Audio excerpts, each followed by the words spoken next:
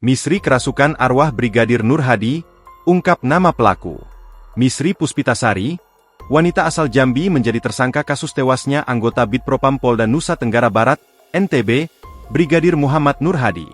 Wanita berusia 23 tahun tersebut telah ditetapkan sebagai tersangka bersama dua anggota polisi, yakni Kompol I Made Yogi Purusa Utama dan Ibda Haris Chandra.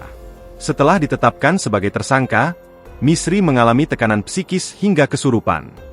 Kuasa hukum Misri, Yan Mangandar, menyebut bahwa kliennya kesurupan arwah Brigadir Nur Hadi saat diperiksa pada 29 Juni 2025. Saat kesurupan, Misri disebut mengungkap nama pelaku pembunuhan hingga cara membunuh Brigadir Nur Hadi.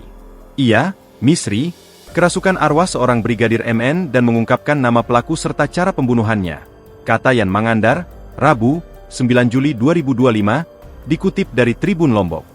Peristiwa kerasukan itu juga sempat terjadi saat Misri mengetahui bahwa dirinya ditetapkan sebagai tersangka pada 17 Juni 2025. Sejak awal pemeriksaan, kondisi Misri sudah sangat rentan.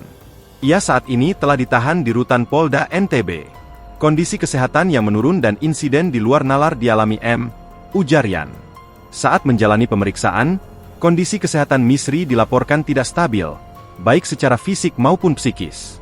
Kelelahan akibat perjalanan jauh dan tekanan mental yang luar biasa sejak ditetapkan sebagai tersangka pada 17 Juni 2025, membuat M mengalami stres berat, ujar Yan.